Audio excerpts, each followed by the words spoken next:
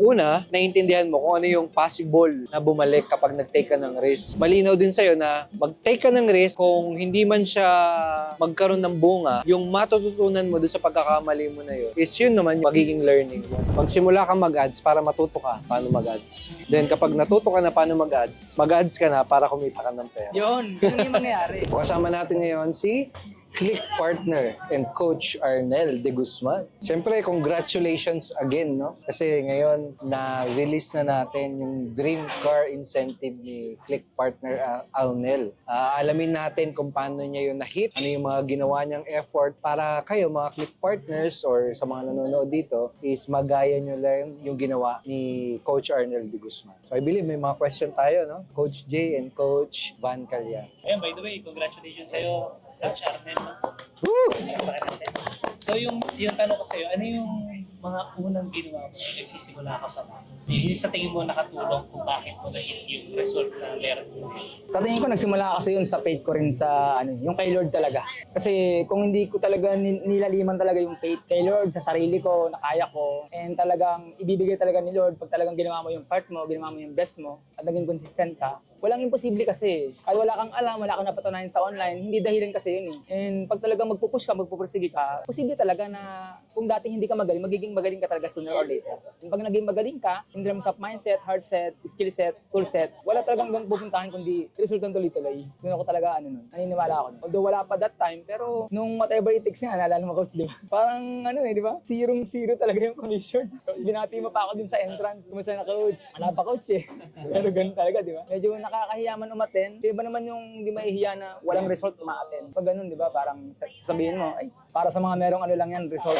As we all know, lahat naman ng mga pumapasok ng business, pag merong mga big event, ayaw niyan umaten pag wala silang award, wala silang recognition. Oh. Pero kung hindi ganun, kapag tinapangan ko lang din yung loob ko na eto na talaga yung moment na kailangan ko mag-decide. Pag umaten ako dito, ibig sabihin, itutuloy ko siya. Pero kung hindi, ibig sabihin, kamukha lang din ako ng iba na tumigil din. And kung ginawa ko yun, nung time na yun, wala ako ngayon dito. Wala yung mga achievements, wala yung malaking team, wala yung kahit na anong incentive. Na kung ano naman yung nakikita mo sa akin ngayon na na-achieve ko. So talagang yung faith talaga, dapat talagang laliman mo talaga. Ako, agree din ako doon. Kasi, di ba yung pinag-usapan natin palagi, di ba yung faith mo, yun yung makakatulong sa'yo para mag-take action ka. Kasi pag kabaliktaran kasi ng faith, doubt yun. Pag doubt, ibig sabihin, magpo-procrastinate ka. Pero pag may faith ka, mag-take action ka. Kasi naniniwala ka na may mangyayari sa ginagawa mo.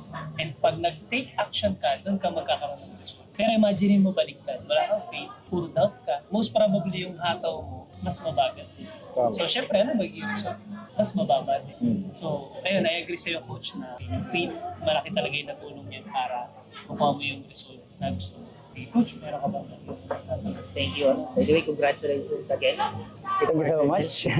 Sobrang proud na proud kami sa'yo Yeah. sa milestone, and I believe hindi ito yung last na gagamitin ka para makapag-inspire sa community natin. Yung mga achievement, yung mga success mo is instrument, a tool para mas marami tayong ma-inspire. Oo. So, ayun coach nila, siguro para mas maging relatable, marami kasing pumasok sa business, especially sa ginagawa natin. Pero may ilan na hindi sila nagiging committed o hindi sila nakakapagtuloy na abutin yung mga pangarap nila. Baga, humihinto sila for some reason, nadidemotivate sila. Pero ano yung meron sa'yo na bakit sa lahat ng pinagdaanan is kumapit ka para din sa mga pangarap? Ako kasi kahit noon pa, simula nang nagnegosyo na talaga ako, lahat naman sineryoso ko eh. It's just that hindi lang talaga ako sineryoso ng income. Hindi tumagal eh. Di ba lahat naman tech-based business, kumita rin naman dyan. Networking, kumita rin naman. Although hindi rin nag-subside din yung income later on. And ang masasabi ko lang, ginawa ko naman talaga yung magagawa ko eh. Kumbaga, ganun pa rin, nag-commit pa rin ako. Yung word is commitment pa rin.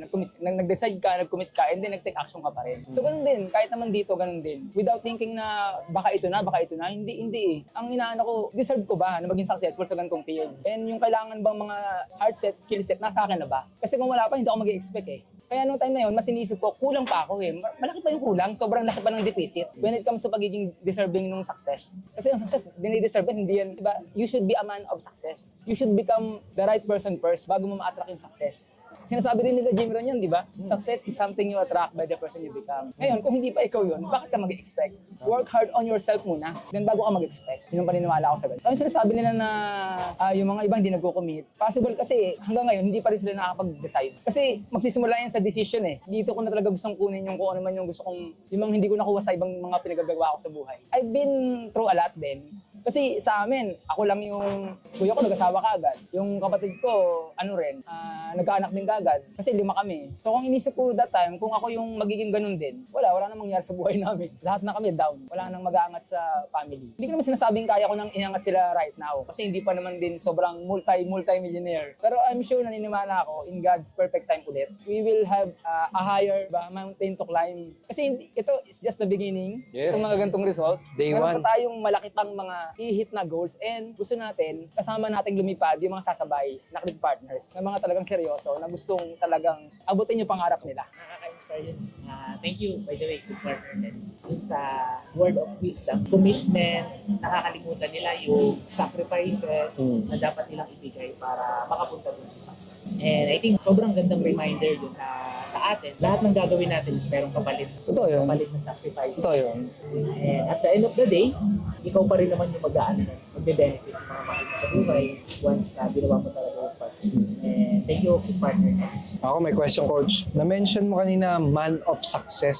Ano ba yung 3 bagay na sa tingin mo kailangang magbago, ma-improve sa isang tao para maging man of success siya? Para sa akin kasi, tama ka coach, may 3 bagay. Kailangan kasi unang-una talaga, mag-decide ka muna na Session, no? ito ba talaga yung gusto mong gawin? Kasi kung hindi, titingin ka pa sa iba eh. And you will think na, baba, may trabaho ka pa nga right now, nakita mo ang Clicknomics or any opportunity right now, isipin mo na sa lahat pwede mong kunin. Kaya mo mag-decide kung saan mo mas bibigyan ng mataas na porsyento. Talaga ng yung galing mo, lakas mo, yung knowledge mo, ito yung oras mo. Kasi hindi naman po pwedeng lahat maging successful ka. Especially kung lahat yan kumukuha ng oras. Kailangan mo talaga mag-decide saan mo ibibigay yung priority, kung saan ka magpa-prioritize. And then, pagka nakakapag-decide ka na, yung pangalawa, kailangan mag-commit ka. Mag-commit ka na may pagdadaanan ka. Dapat naiintindihan mo yon. Hindi yung po pwede na gusto mo lang yung income. Pero yung sakripisyo, ayaw mong gawin. Ayaw mong mahirapan. Ayaw mong mag-spend ng time sa mga affiliate mo. Ayaw mong mag-extra mile sa mga tao. Ayaw man lang magbenta, no? O yung mga Ayaw man lang mag-promote. ayaw mag-promote. Pero gusto ng malaking income. Pero kasi mali. Nag-decide ka eh. Natural. Kailangan mag-commit ka. Hindi pa pwede yung ganun. And then pagka nag-commit ka, dapat mag-take action ka ng tuloy-tuloy. 3 yan eh. Decide, commit, and consistent na pag-take ng action. Kasi pagka nag-take action ka, dun mo walang malalaman, will it work for me? Kung hindi man, magkukwit ka ba? Nakamukha ng karamihan ng 95%? Or dun ka sa 5% na talagang you will still find a way kung paano i-work out yung bagay na yun na hindi gumagana sa una. Kasi ganun ako nung una dito eh. Hindi gumagana yung organic marketing ko. Hindi gumagana yung ads ko. Pero bakit ngayon gumagana na? Sabihin, nag-commit ako and whatever it takes, gagawin ko yung lahat ng paraan para gumana siya. Kasi yung mga tao ganyan eh. Ads hindi naman gumagana yan. O yung promote na yan, post na hindi naman gumagana yan. Kinawas ko na lahat ng kakilala ko, lahat hindi naman bumibili. O diba? Puro negative. Diba, hindi man lang niya sinabi na, kahit hindi gumagana ngayon to, alam ko meron pa ako makukuhang iba. Alam ko meron pang maniniwala sa akin. Dapat ganun ang mentality. Ganun yun eh. Tandaan mo, may naging successful, may nakagawa. So, find a way and hanapin mo yung talagang paraan na babagay sa mo. Sa kung ano man yung lifestyle mo. At kung ano man yung current na skills na meron ka sa sarili mo. Kasi ikaw lang naman nakakaalam na, hindi naman din ako. Find a way kung paano mo work it out. Hindi yung mantra mo na, hindi gumana, tigil. Dapat yung mentality mo, whatever it takes, meron kang never give up mindset. Sabi mga, di ba, Coach Jay? Never give up mentality. Maaring ngayon hindi gumagana. Baka meron lang ako kailangang i-tweak. Yung pag ginawa ko yun, baka ito gumana na. Ganun lang eh. And maiiyak ka na lang pag gumana na. Ibang kasi yung ibang level yun. Pwede may kwento yung kanina pinakukwentuhan natin na nung una ka namin na-meet, parang magkano pa lang yung commission mo versus ngayon na magkano na yung kinita mo. Kwento mo yung kwento. Malayo na yun. Sa Premier Patio. Nung time na yon, medyo parang nahihiya ako na talaga ba tapat affiliate? Coach Bunny, invite mo tapat affiliate. Kaya kinikita ko dati 3,999 pa lang. May ako sa sarili ko yun. Dapat mga kasabayan ko sila Mai, sila J Mark. Yung mga magagaling yun eh. Kaya nung time na yun, sila yung mga na-awardan nung whatever it takes nung last August. Diba August November diba yung yung unang natin, mastermind. 7 top earners affiliate mastermind. Diba? So paano pagko-compare mo yung... Parang may ganun. Pero at the back of my mind, hindi. May nakikita sa'yo. Kaya nandiyan ka. Tapos? Kaya nang bago mag-podcast, kung ano man yung kaya kong sabihin dito, sasabihin ko. Whatever ano man yung lalaman ng puso ko, ano man yung experience ko na makakatulong sa mga tao para ma-inspire sila. Yun, sabihin. Ang naalala ko noon, niyaya kitang mag-video, di ba? On the spot. Shoot, tama. Pwede mo bang ikwento yun? Kasi parang sinabi mo sa akin, hindi ka pa nagbe-video yata in the past or parang first time mo yun. Paano ba yun? Nagtatry pero ayoko talaga. Oo. Ganun eh. Parang, Ang nakakabilib dito noon, nung nangyari kasi noon, parang kinorner ko sila noon na, mag-video kayo on the spot, mag-video kayo dito. So parang sila na-shock na, ha? Hindi pa ako nagbe-video, ganun. So ano yung ginawa mo noon? sabi ko, yung head mentor namin yung nagsabi na, Neil, gawin mo. Neil, mag-shoot ka. Wala na, hindi na ako Hindi na ako sabi ko, hindi coach, ayoko. Oo, walang ganun. Wala akong sinabing gano'n, di ba? Kasi coach, wala akong sinabing gano'n. Mahihain ako, walang ganun. Di ba? No excuse. Sabi, sige, tinanong ako No ng coach Edward, di ba? excuses, Di ba? Merong pull on the side, yung teleprompter, di ba? Ini-scroll ko, tama-tama pa nga ako nung nagpa-practice ako eh. Oo. Tapos ulit, ganyan. Tapos nabubulol ako, halo-halo na, nabubulol ako. Nangingiti si Coach Edward, pero alam ko, deep inside of you, Coach, you see that I'm trying. Yeah. I'm trying my best to do it. Kahit hindi ko pa siya ginagawa before. So that means to show na kaya naman talaga eh. It's just that kailangan lang talaga na merong successful na tao, na merong din magpupush din sa'yo, na alam mong naging successful din, and alam mong nagkikare din sa mo, na gusto rin maging successful ka. Kasi naramdaman ko yung coach eh, sa totoo lang. Hindi ko naramdaman na pinipilit mo ko, na pinapagalitan mo ko, hindi ganun. Ang thinking ko, gusto ko mag-improve ka, gusto ko ilabas mo kung ano man yung meron kang tinatago dyan. Yun ang nasa isip. And thank you. Talagang nanaiyak ako. So yan na siya. Memorable yun. Pinost ko nga yun eh. And maraming nag-comment dun sa post na yun. Ewan ko kung halo kaya niyo yung post ko. I-repost natin.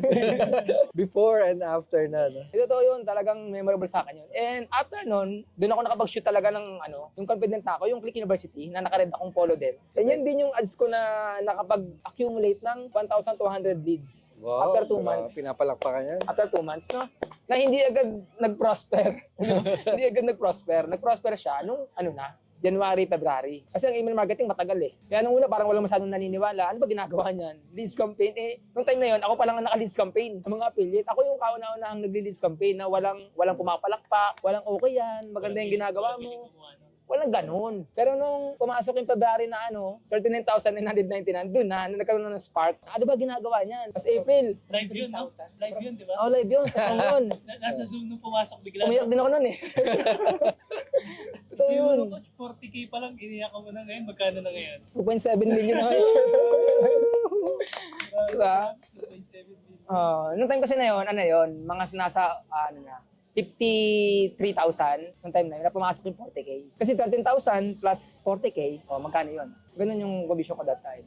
Diba? Tapos March, almost 30K. Tapos April, almost 80K, diba? Hindi rin ako makapaniwala na ganun yung mangyayari. And then, here comes April. Ayan, nagkaroon ngayon ng diba? Nagkaroon ng parang idea na, diba, yung mga team leaders na ganyan. And ako, hindi ko rin pinangarap yun. Ako basta, ginawa ko lang na tumulong sa mga affiliates na hindi ko naman kagrupo. Kasi nga, natutuwa ako sa kanila. They see me as someone na makakatulong din sa kanila. And I'm very thankful for that. Hindi naman malaki ang result ko nung time na yun eh. Diba? Around November, December, wala pa akong malaking charging eh. Pero in spite of that, maraming naniniwala sa akin na affiliates. Sila Doc Min, sila Camille, sila Daisilin, sila Kasi. So natutuwa ako sa kanila. At nung nagkaroon ng chance, hindi ko alam kung bakit naisip nyo rin yun. Hindi ko alam kung saan galing yung idea. Pero hindi ko rin alam kung si Lord ba yung gumawa rin nun. And alam ko, baka siya yun. Di ba? Na siya rin yung nagpaano sa atin na sa inyo, sa management na gawin kaya natin yun. Kasi mas magiging productive pag magkakasama sila. Kaya, and it does. Sobrang laki ng rin. Naitulong sa akin at naitulong ko rin sa kanila lalo pa. Tama. Kasi yung pagkakaroon ng result, sobrang laki ng leap sa confidence ko rin eh.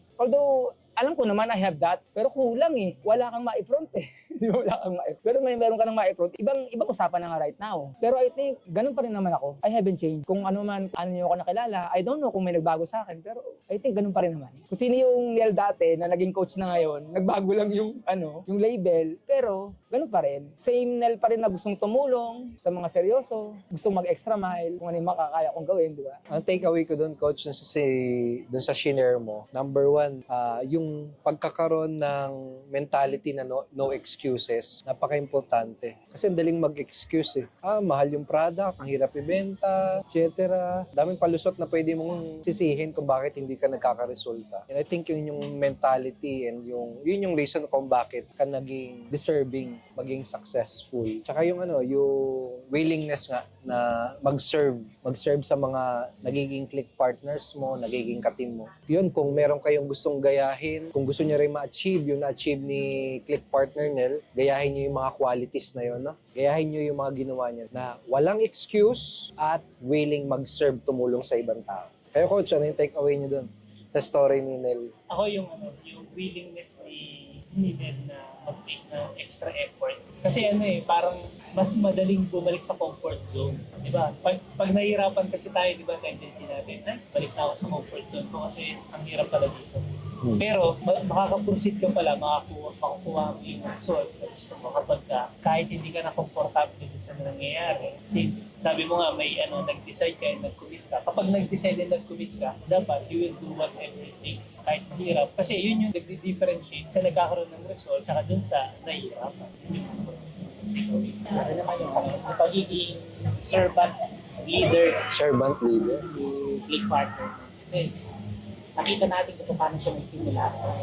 Ngayon, yung success na meron siya is gano'n na gano'n pa rin yung partner. So, paano mo nililid yung mga team mo, mga Click Partners natin, malaki siya impact. Kasi yung pagiging leader, hindi naman siya dapat ikaw yung pinakamagaling. Diba? Hindi ikaw yung susundin lahat ng sasabihin mo. Ang ginawa mo is, pinakita mo sa kanila, paano mo yung totoong leader? Baga ikaw yung naging naging luwak na kasama sila. So, thank you very much, Click Partner. Maraming mga Click Partner na gagawin kang role model. And yun din yung goal natin na makapag-create tayo ng mga leaders dito sa Click namin. Kasi leaders yung kailangan natin. And naniniwala kami na leader ka rin lahat tayo. Kailangan ko lagi ma-discover, ma-develop, and ma-experience para lumabas yung tunay na. So, pag-usapan na natin, bakit ba tayo nandito? Yes! Nandiyan ba yung susi? Pakita natin sa kanila. Ipapakita kami mga Click Partner. Ayun, Susi, oh. Siguro i-flash natin sa screen. B-roll. Yung sasakyan. Roll BTR. Ay, meron pa ba ganun? Pag luma na yun. B-roll na lang.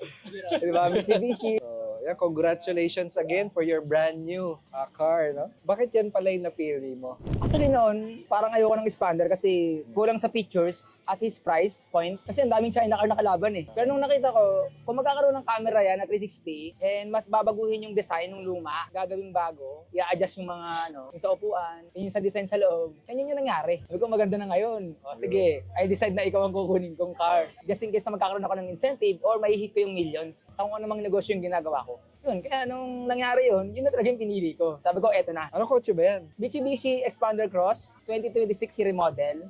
Two-tone, quartz white pearl. Yan. Makikita nyo dito yung picture. Kung marami kang gustong isakay, sino ba yung mga isasakay mo dyan? Family, mga affiliates, and kayo rin, siyempre mga coaches. Mamaya. Mamaya. Mamaya na agad. Kaya pwede kong sumabay sa epic. Ayun na. Ayun na. Hindi lang ako. So, yung mga gusto rin ma-achieve yung yung ganong incentive, gusto rin nila. Ako kasi pangarap ko lang dati, coach, magkaroon ng kotse kasi yung ko na nagta-tricycle, nagko-commute. So, yung mga Click Partner natin, baka ganun din yung pangarap nila, magkaroon ng sarili nilang kotse na sa kanila mismo nakapangalan, pagmamayari nila. Ano ba yung mapapayo mo sa kanila? Ganun lang din yung sinabi ko kanina. Yung tatlong bagay, no? Baka hindi ka pa nakakapag-decide Ayun. right now. Side. Siyempre din mag-uumpisa yun. Hindi ka pwedeng mag-commit kung hindi ka pa nag-decide. Decide, then mag-commit ka, and then mag-take action ka ng tuloy-tuloy. Yun lang talaga yung tanging paraan para talagang ma-hit mo rin kung ano man yung malaking goal na gusto mong makuha dito sa Clicknomics. Kasi yun yung nakikita ko time and time again sa mga aspiring and sa mga nagsisimula. Yung resilience at yung talagang tibay ng loob na ituloy in spite of walang nakikitang result, yun yung wala eh. Yun yung mahirap panatiliin sa'yo eh. Diba? Ano ba yung typical na nangyayari doon sa mga... Kung yan yung kailangan gawin ng mga nagsasuccessful, ano ba yung karaniwan na nangyayari? Sa karamihan, bakit sila nag-fail na nakita mo naman? Sa tingin ko kasi, they tried naman. It's just that kulang yung hindi pa talaga all in eh. Kumbaga, sinasabi nila na ginawa ko ng lahat pero hindi talaga...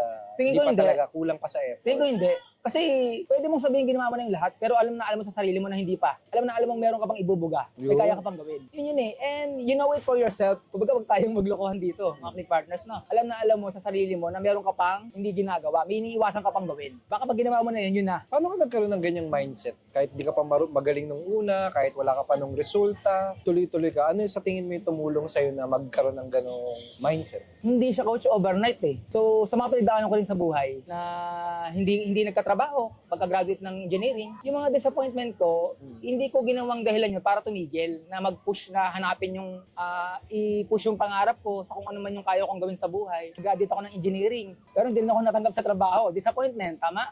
Pero in spite of that, yung mga skills ko na na-collect as I'm aging, tumatanda ako, di ba? Ginawa ko siya negosyo, di ba? Tech-based business. Kumita rin, pero hindi naman sobrang laki. Pero may nangyayari pa rin. Baka yung mga natutunan ko that time, nakakatulong din para masuportahan din ako at yung family ko rin. Ay nag-employment din ako, although temporary lang din. Nag-networking din, kumita rin, hindi nga lang na-sustain. So that tells me a lot na, Nel, may kailangan ka pang matutunan. Kailangan mong hanapin ano yung mga lessons sa mga bawat failures mo. Doon ko nakita na, in every failure, wag mo siyang titingnan as final yung end game mo na. Yun na yung final destination mo. Dapat tingnan mo yun as another chapter para mas mag-improve ka, another level. Parang video games, coach, no? Tama. Habang tumataas yung level, yung mga kalaban, tumitindi rin yung skill mo. Oo, nagiging kakaibang tao ka na.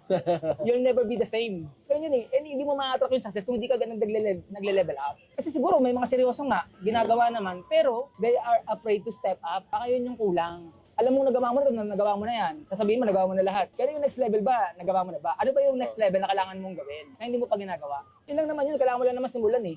And as you go on, mag-improve naman yan. Kung talagang ginagawa mo naman ng buong puso mo yung talagang, gusto mo talaga siyang matutunan, gusto mong gawin ng maayos. Wala akong nakikitang dahilan para hindi lumabas yung galing mo eh. It's just that, siguro, halo-halo na yung fear. Kasi, yun naman talaga yung dream killer eh. Yung fear eh. Diba? Kasi pag naunahan ka nun, you will never take action anyway. Kasi naunahan na ako ng baka hindi nila ako gusto, baka i-judge ako, baka hindi ko kaya, baka mukha akong tanga. I don't know kung ano naglalaro sa isip natin. Pero those are just bumubulong sa isip mo. Pero if you take action, if you acknowledge na nandoon siya at this point in time, you can take action right now para mawala siya. And hindi naman talaga mawawala yun. Tatapalan mo yun ng courage mo para mag-subside yung fear. Okay, kung tatanungin kita, diploma o diskarte? Para sa akin, hindi pwedeng mamimili, coach eh. Para sa akin, dapat pa rin siya. And depende pa rin sa ng tao, sa current situation mo. Kasi kung meron ka ng diploma, para mong ilitsupera pag sinabi mong diskarte. Nakagraduate ako eh. Huwag mo naman kaming ilitsupera. Diba? How about yung others na hindi nakatapos, pero madiskarte ka, naging successful sa buhay? So parang nang-discriminate ka, tama? Para sa akin, balance yan. Depende kung ano yung meron ka right now. Kung hindi ka nakatapos, then be it. Wala kang diploma. Wala kang magagawa doon. Pass na yun. Alis kung mag-aaral ka ulit, kung mag-diploma. O, di-discarte na nga lang. Diskartehan mo na lang. Tama. Tignan mo yung diskarte. Para kahit sabihin mong hindi ka nakatapos, wala kang diploma, you can become successful pa rin kung ano man yung napili mo i-pursue sa buhay. Next, diskarte o disiplina? Disiplina. Pero kung pwede ka mamili, pwede rin. Sabi nga, ako hindi siya dapat, parang diploma o diskarte yan. You can never echepwera ang commitment sa discipline. Kasi pag nag-commit ka, ganoon na rin yun, may discipline ka na rin kasi nag-commit ka eh. Oh. Pag may discipline ka, nag-commit ka na rin. Kumalamat ba kailangan pag-iwalayin yun? Ganun siya, no? Medyo. Next, messaging campaign or lead ads? Conversion ads? Hindi ako bias, no? Ano lang para sa'yo? Although I have tried messaging campaign and the best yan sa mga nag-umpisa and dumaan din ako dyan. I'm thankful din na natutunan ko rin siya. Pero I find out later na mas iba naman yung na-attack ng mga tao sa lead form and may yung leads campaign. Kasi syempre, iba yung quality ng mga taong mahilig mag-message lang versus sa mga taong mahilig mag-fill up sa form. And ang negosyo natin is more on email eh, saka pangalan eh. Kaya parang sa mga email marketing din, although sinasabi nila, konti na bubukas ng email. Alam ko naman yun, ba't ko naman gagawin? Hindi ko alam. Alam ko naman na ganun yung ganun yung cons nung strategy. Pero sinasabi ko lang, yung mga high profile na tao ba, nakikipaglaro ba yun sa mga bots? They do like na nagkipindit-pindit na mga, yung mga ganun, di ba? Go here, ganyan, step 1, step 2. I think hindi ganun eh. Ang mga high profile na tao, it's more on email pa rin. Kasi ganun ako eh. I like to attract kung sino rin ako. Kasi yun yung personality ko and I like quality people. Kumbaga, I choose quality over quantity. Ganun yung ko. Pero messaging okay din yun. Hindi ko sinabing kung doon ka magaling, then yun ang i-pursue mo. Doon ka magaling. Ako kasi hindi ako doon, masyadong sa akin yung ganung strategy. Hindi ko masyado na-maximize. And yung personality ko, hindi mahilig sa mga pagsasagot-sagot. Kasi kahit merong bot yan, you will still do extra mile to close the sale genuinely. Sa sobrang talamak ng AI ngayon, ito ba rin ng mga tao ngayon yung genuine or authentic na makakausap na tao. Whether you believe it or not, whether you accept it or not, yun ang reality. Kaya dapat tanggap natin, lahat ng strategy, merong pros and cons. So kung timbang mo yung cons, manageable mo yung cons, edi yun ang gawin mo, mamili ka lang sa dalawa. Kung ano mas mataas yung percent ng pros. At kung ano yung bagay sa mo, sa personality mo rin. Coach? Sa akin, branding ba o direct response? Sa ngayon kasi, direct response yung ginagawa ko, hindi masyadong branding. Pero I think dapat pareho Kasi nung umpisa, nag-branding din ako Kaya lang itong later on, nung lumalaki yung team, medyo hindi ko na masyadong magawa yung branding. Marami kasing, maraming task yung negosyo natin. Diba? Branding, marketing, promoting, leading, then duplication. Ang dami. Alin ba yung mas magbibigay ng matinding result na hindi ka na mahihirapan later on? O doon ako sa leadership, saka duplication. Kasi yun naman talaga yung goal ko rito, yun yung nakikita ko Kaya nag-extra effort ako sa umpisa And hanggang ngayon naman, hinahanap ko yung mga tao na pagpasahan ko naman yung meron ako right. Kasi I think, yun naman talaga yung purpose mo Mag-extra effort mo na right now, pero sooner or later, hindi na ganun. Magbibigay ka ng effort, pero your business will run without you. Yun nga yung leverage Diba yun yung purpose nun? Maaaring magaling ka, oo. Kung ikaw lang yung magaling, ang hirap nun, mapapagod ka pa rin. O kaya kung may pera ka naman, you will just use your money to get the result. And pwede naman talaga yun Technically, tama. Pero iba yung, di ba, I'd rather spend 20% of my effort rather than 100%. No. O di saan ka? Doon ka sa 20% lang yung sa'yo, pero yung result, 100% pa rin. 80% sa team, sa'yo 20%. And hindi yan mangyayari, di ka muna nag-commit sa kanila sa umpisa. Yung kasi yun kailangan mo maintindihan, to earn that leverage, kailangan ikaw muna yung magbibigay ng time. Ikaw muna yung mag-80%, di ba 80-20? Ikaw muna yung mag-80% sa kanila. And then unti-unting lumiliit yung sa'yo. 70, 60, 50, hanggang sa maging maging baliktad na. Di ba? Ganun na.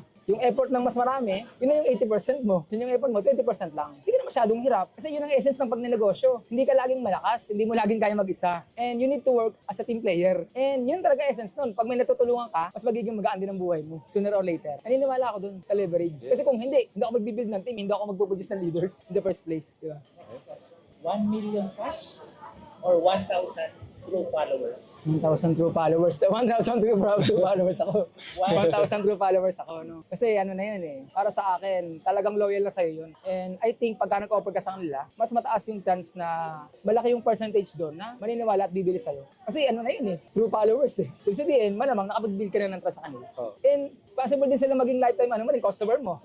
Meron kang i-offer na something na kahit low ticket offer, pero nakita nila yung na valuable. Pag nag-offer ka ng mas mataas na product na alam nilang mas makakatulong sa kanila na mas mag-improve, I think they will also get it from you. Kasi nga, lasted mo na yun diba? Lahat ng ginagawa mo, lahat ng tinuturo mo, naniniwala sila. Naniniwala rin sila sa kung ano man yung narating mo. Pinagdaanan mo, narating mo. I think yun din yung titingnan nila sa'yo. Kaya nga, true followers Okay, best closing strategy na alam mo. Best closing, calling pa rin.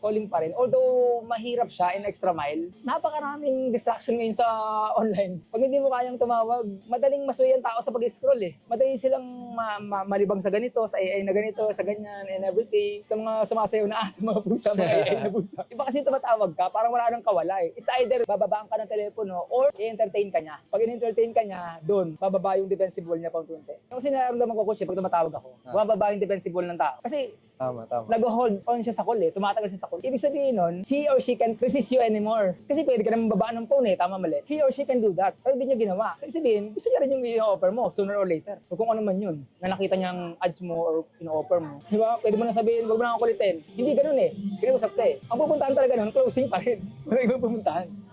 Yan yung Kasi di ba yung 100,000 ko, doon ko yung nakuha Tatawag-tawag talaga ako. It doesn't matter kung mabulol ako. And so many times nangyari yun.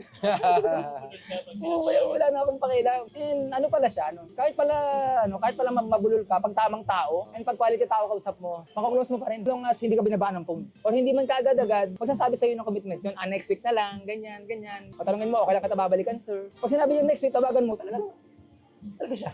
Pero yung nag-text ka, can you take a quick call, hindi mo lang nag-reply, kasi may mga tao ayaw na tinatawagan ka agad Credit card, bebentahan ka ng kung ano-ano.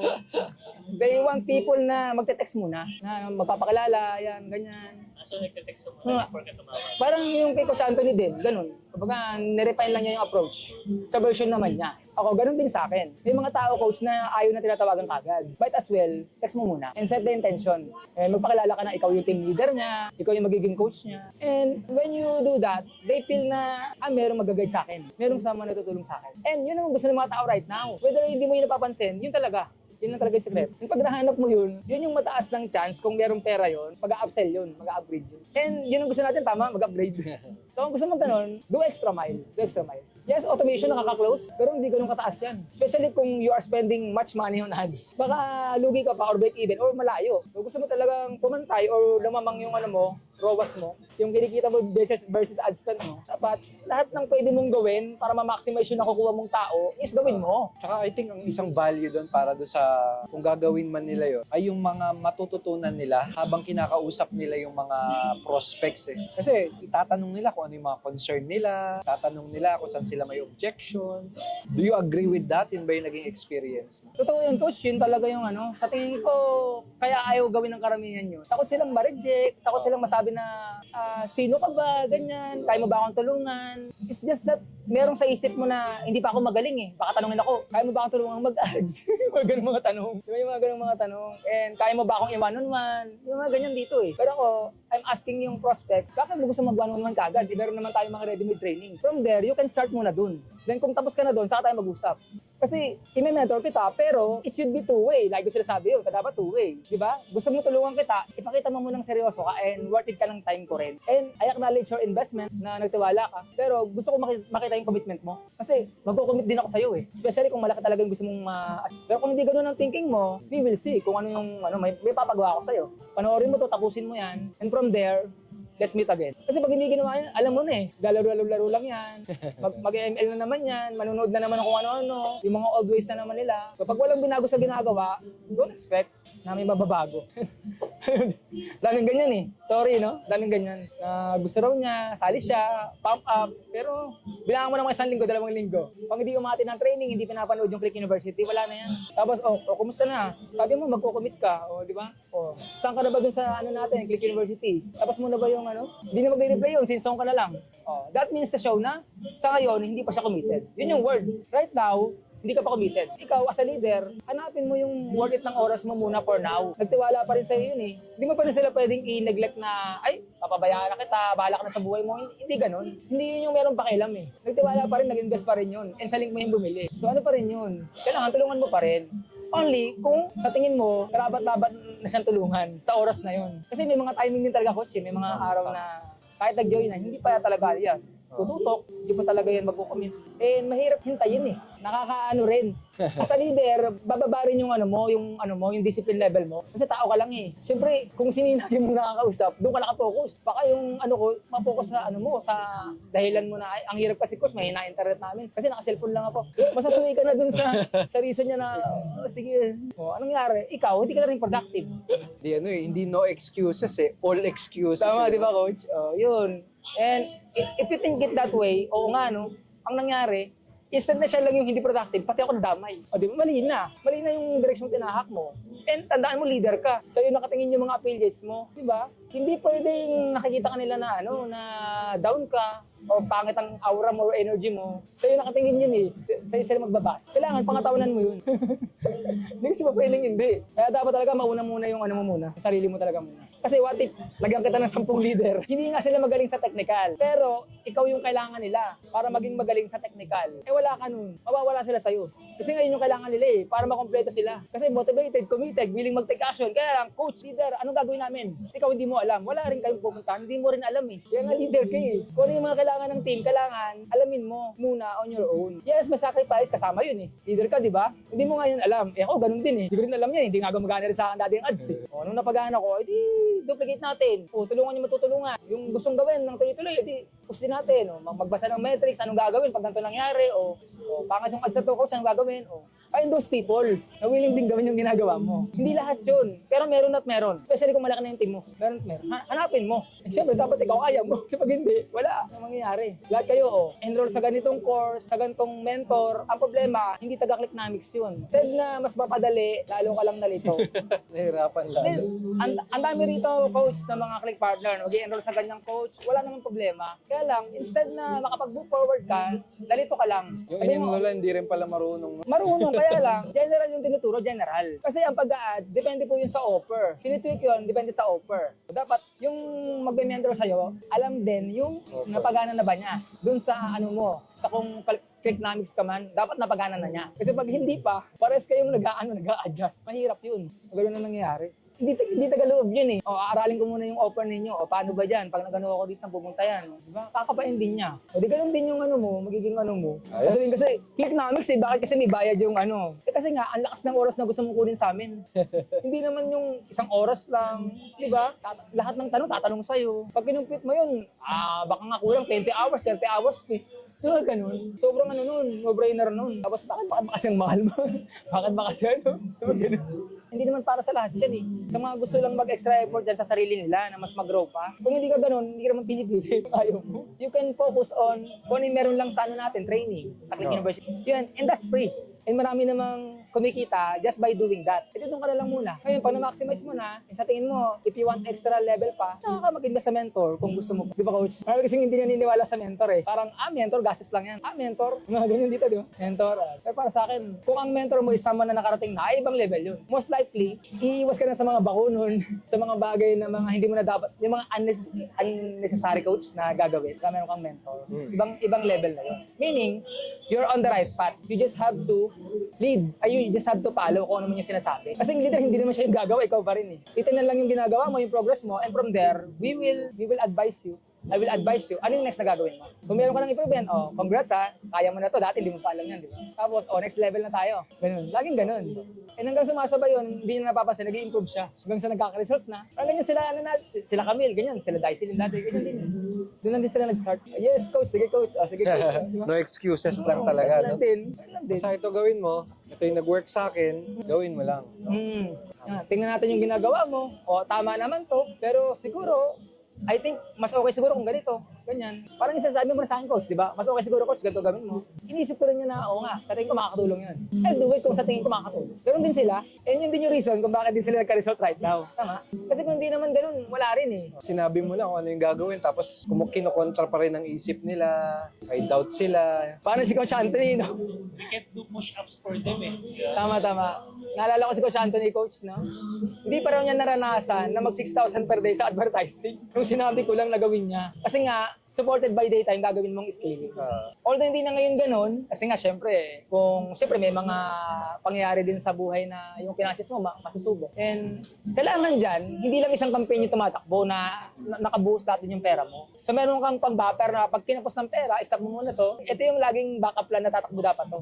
Kung meron pa rin leads campaign na tatakbo, yung sales kasi pang ano mo yun eh, pang scale mo yun eh. From 500 to 1,000 or from 800 to 1.5, ganun. Ngayon, pag kinapos ka ng budget, edi i-drop mo muna yung sales na ang lakas kumain ng pera. Baba mo muna. Pag may pumasok na commission ulit, saka ulit natin ituloy. Parang doon sa sinishare mo, napaka-importante rin yung kailangan may risk taker sila, no? Hindi kasi po pwedeng hindi. And sinasabi ko naman, when we take this risk, kailangan meron tayong hawak na data. Hindi pa pwedeng wala kang KPI, wala kang titingnan numbers dyan. Totoong nasusunugan ng pera pag ganyan ginagawa mo. Hindi ganun. And ganyan din ako dati. Ako lang mag-isa yung nagka-KPI, tama ba itong ginagawa ko? Wala akong ano dati. Wala akong someone na mag-aano sa akin na tama yan. Through ilang months na ginagawa ko yung leads campaign na yan, ini-improve ko yung ilan ba yung minimum na dapat maging leads pagka ganito yung number na nag-clicks, yung mga ganun. Kasi ang nag-click sa learn more button mo, 100. Kailangan ba ilan? Dapat 10 minimum. Kasi pag bababa doon, stop mo na yan. Find other creative na magbibigay ng mas mataas na conversion rate. Doon pa lang sa pag-opt-in. Kasi kung bababa opt-in mo, malamang sa malamang, maliit din yung numbers ng add to cart. Pag maliit ang numbers ng add to cart, maliit din ang purchase. Or wala. Kasi nga leads campaign yan eh. Don't expect for purchase. Expect for leads na magiging add to cart. Yun eh. And doon ka nagkakaroon ng kumpiyansa na ito, pag sinilis campaign ko to, boom. Mataas yung chance. I'm not saying na 100% guaranteed, pero mataas yung chance. And time and time again, and as we test it, effective siya. Especially pag nalampasan mo yung ideal na KPI. Pag nalampasan mo. May numbers kasi yung coach eh. Pag na-hit mo yun, or lumampas ka doon, pwede ka ng pag nag-sales campaign mo yun, doble na kagad yung budget. So, napaka-importante na alam mo talaga yung numbers negosyo mo. yung numbers Tama. mo. And I think ito yung mga ganitong skills, ganito yung mga klase ng bagay na yung ibang mga tao, parang dyan na sila mapapastop. Kasi may mga nakakausap ako, may mga narinig akong affiliate na kapag ganito na yung usapan, pag numero na, kapag nakakarinig na ng mga word na hindi nila naintindihan, KPI, click-to rate, mga ganun. So parang sumasabog na yung isip nila na parang, ay, hindi para sa akin to. Kasi hindi ako magaling sa math. So nagkakaroon na agad sila ng judgment. So ikaw ba, coach? Paano mo minomotivate yung sarili mo? Kasi pag ganun, di ba, yung normal sa business natin yung ma-demotivate. Paano mo minomotivate yung sarili mo? Dapat kasi naka-mindset ka na kung ano yung pwedeng mangyari. Yung pinaka-worst, sige, invest ako ng 8,000 1 week. Pero hindi benta gusto ko. Gusto ko data. Kaya gusto kong i-test, tama ba itong ano ko na to? 18%, coach, 18% na, what do you call this? Yung number ng mga mag-click at saka magiging leads ko. Ngayon, pagka below that, sabihin ko, masyado palang mataas. Kasi after 1 week, naubos yung 8,000 ko. Dapat doon ka na nakatingin. 8,000, ito yung gusto kong data. Kasi leads campaign eh. Why expect for sales? Leads campaign nga eh. Pero bakit nakakabenta yung leads campaign? Kasi nga, nakadugtong pa rin yung purchase dun sa pixel mo eh. And mangyari talaga yun. Especially, pag merong taong nag-click na meron talagang purchasing power nung time na yun. Kaya magkakaroon talaga ng benta kahit leads campaign. Pero, hindi natin ginagarantid leads campaign nga eh. Pag natanggap mo yun, so might as well, nakukuha mo na yung mentality ko. Ganun pala. O, di ba? Kasi kayo ngayon, kung gagawin nyo yan, may numbers na ako na pwedeng ibigay sa'yo na ito yung gumagana eh. Pag hindi mo na-hit yan, hindi kayo magsasayang ng pera. 3 days, pag hindi nakuha yung number, stop. Hanap ng ibang creative, test ulit. Ganun yun eh. Pag hindi mo alam yun, 10% muna ngayon. Meron kang perang ini-invest.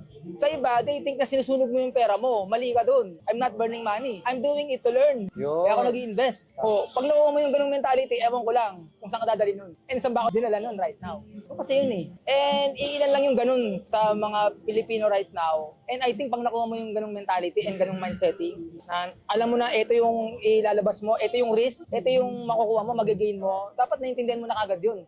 Kasi pag hindi, wala. Matatakot ka mag-take ng risk. Kasi hindi mo alam what's in there. Ano yung take away dyan sa ganyang spending ng money sa ads. I think ang take away ko doon, parang mawawala yung takot mo na mag-take ng risk. Kung una, klaro sa'yo, naiintindihan mo kung ano yung possible na bumalik kapag nag-take ka ng risk. And also, malinaw din sa'yo na mag-take ka ng risk kung hindi man siya magkaroon ng bunga, yung matututunan mo doon sa pagkakamali mo na yun, is yun naman yung magiging balik sa'yo, yung magiging learning mo. Tama. At saka makapag-move forward ka. Sa kung ano man yung ginigess mo na tama ba to, tama ba yan, hindi mo yung pwedeng hulaan. Mag-invest ka ng pera para yung data ang magsasabi sa'yo. Tama itong ginagawa ko kasi nga, in 1 week na ginagawa ko siya, may data akong nakukuhang solid. Ganun yun eh. Hindi ka pwedeng manghula. Ads is all about metrics. Nagtataas ka ng budget, hoping and praying na mabebenta yung ads mo. Hindi ganun eh. It doesn't work that way. Yun yung natutunan ko sa mga unang mga sinasabi nila na nasunog na pera. Well, hindi po nasunog yung pera. Natuto po ako sa pera na yun. Yung ginawa ko. Hindi ako magiging ganito ngayon sa advertising kung hindi ko ginawa yun nung una. Kasi yun eh, yun yung takeaway doon, yung dapat ma-instill sa'yo. Doon agad sila nakatingin doon. Oo. Pag mag-a-add sila, mag-invest sila sa paid advertising, nakapokus sila sa gusto nilang mangyari. Oo. Nakakalimutan nila na dapat hindi lang ROI mo na titignan. Saka hindi. Tingnan mo rin yung Tama. yung ROLI, Return on Learning Investment. Bago yan. Tama. Yung learning mo doon sa investment mo is mas malaki yung yung titingnan mo in the long run. Yung natutunan mo doon, panghabang buhay mo na yung dadalhin. At saka hindi. Maraming matutulungan yun. Tama. Kasi Ikaw yung nag-invest para sa kanila. Oo, tama. Ganun mo siya titingnan kahit wala pa. Imagine that kung ganun ka, ano kaya yung mararating mo pag ganun ka mag-isip? Diba, I'm doing this not just for me. Pag na-formulate ko to, lahat ng mga magtitiwala sa strategy na to, magkaka-result din. How big is that? Kung ganun ang thinking mo, gano'ng kalaki yun? Gano'ng kalaki yung pwedeng may yung impact nun, sooner or later? Grabe yung ganung mindset and vision, no? Kaya every time na may mga click partners na magkano na na-invest mo sa ads bago ka kumita? Hindi yun yung tanong eh. Tama. Mali ang Mali yung tanong. Hindi yung bago kumita. Ang tanong dapat is magkano na-invest mo bago mo natutunan yan na gawin ng tama. Your ads will work only if you know how does it work right now. Kasi di ba, vending machine yan eh. 500 magiging 1,000. Kung ano yung ginagawa mo. Pero pag hindi, 500 kakainin niya, walang babalik. Tama? Hindi yun eh. Kasi hindi sinasabi nung iba, 1,000 pesos, vending machine magiging 2,000. Hindi nila sinasabi na merong doon, merong catch doon. Na dapat, common sense na lang yun eh. It will work only if alam mo na kung paano siya gawin ng tama. Hindi yung paano siya gawin, paano gawin ng tama. Magkaiba yung paano gawin lang. Dapat paano gawin ng tama. Kasi yung tama, nagkaka-result yun pag tama. Tamang resulta. Diba? Yun, di ba? Ganun. Ang daming nag-ads na ganyan eh. Na dyan eh. Mag-ads ka para kumita ka ng malaki. Akala mo ganun lang yun. Pero yung pinakamalalim na doon, pinaka-wisdom, hindi mo nakikita na ganun yun. Na magiging libre na yung ad spend mo only if you know what you are doing. Ganun siya. Parang magsimula ka mag-ads para matuto ka paano mag-ads. Then kapag natuto ka na paano mag-ads, mag-ads ka na para kumita ka ng pera. Yun, ganun yung mangyayari. Pag nag-ads ka lang kaagad, nag-expect ka na kaagad ng kita, hindi pwede siya. It doesn't work that way talaga. And yung learning, magagaling yun sa mga datang makukuha mo dahil sa ginastos mong pera sa umpisa. Kasi ang feed ni Andromeda AI, pera mo. Para ma-learn niya kung sino yung hinahanap mong tao, yung pera mo kailangan niya. O sige, i-feed mo ako ng pera para i-learn ko yan. Nibigyan ka ng data. And through that data, makapag-adjust ka. Anong creative gagawin mo sa susunod? Ganun yun eh. Ang lalim na ng usapan. Pero, di ba? Napupunta na tayo sa outer space. Andromeda na. Di ba Coach Andromeda na ngayon si Sige, couple of question bago natin i-wrap up itong ano natin. Kaperahan. Win. Ito yung Win podcast natin for this week. Any last final question? Ay, sa level mo ngayon, ano yung sa tingin mo na nile-learn mo? Siyempre, continuous improvement. Ano sa tingin mo yung nile-level up mo sa sarili? Sobrang dami. Speakership, saka yung mas improve pa yung leadership skills and communication skills. Kasi hindi naman yan como meron ka ng ganitong result, magaling ka na kagad eh. Kailangan, di ba sabi nga ni The Diyos, dapat climber ka. Kung meron kang na-achieve na level ngayon, hindi lang yan yung starting point yan at this level. Para mag-climb ka naman on another level naman. Mas mataas. Dapat ganun. Ganun dapat. Kasi kung thinking mo magaling ka na, magiging complacent ka. Hindi ka na mag-learn. Kasi nga, magaling ka na eh. Hindi dapat ganun. Dapat willing ka pa rin mag-absorb, willing ka pa rin matuto, willing ka rin makinig ng mga feedback para mas mag-improve ka pa at mas maging ka pa. Better. The leader. Ganun dapat. So ano naman yung next goal mo ngayon, this year? Kasi February pa lang, 2026. Ano yung goal mo naman i-hit? Meron ka bang specific goal na i-hit ngayon dito sa Clicknomics business natin? Sa akin kasi in terms of hindi mo na income kasi magagaling ang income sa collaboration mo at mga leaders mo. So sabi nga, I'd like to produce another 9 millionaires. Yun, on my team. Kasi meron ng isa eh. Di ba 10? Meron ng isang si Coach Camille. Yun, no? Then, susunod na sila Coach Anthony. Yan. Di ba sila Coach Dicey. So, gusto ko pang mag-create ng maraming Meron na siya millionaires. nakahappen, di ba? Yeah. So, ibig sabihin nun, kaya ko rin ma-hit yung ginagol ko this year na 10 million na total affiliate commission sa Clicknomics, no?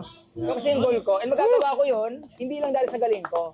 Magagawa ko yun pag natulungan ko rin silang billionaire dito, mga 7-digit earner. Given na kasi yun eh. May product kasi yun eh. And ang pinaka mas magiging masaya talaga ako is yung priceless na may nagpapasalamat sa'yo na coach dahil sa'yo, dahil sa mga turo mo. Ibang level na ngayon ang result ko. Nagka-result na ako, coach. Maraming salamat. Iba yun eh, nakakaiyak yun eh. And walang perang makakatumbas nun. Para sa akin yun ang kaligayahan. Yung may nagpapasalamat. Ibang level. Yes. Congratulations again, Coach Nel. More success, Godspeed, more blessings sa'yo. Marami ka pang ma-inspire. Marami ka pang matulungan ng mga Click partners natin. Thank you so much, Coach Edward. As always, thank you so much, Coach Jay and Coach Van. As always, thank you. Yan, God bless mga Click partners. And ayan, sundan natin yung ginawa ni Coach Nel. And we pray and we hope for your success. Let's click to success!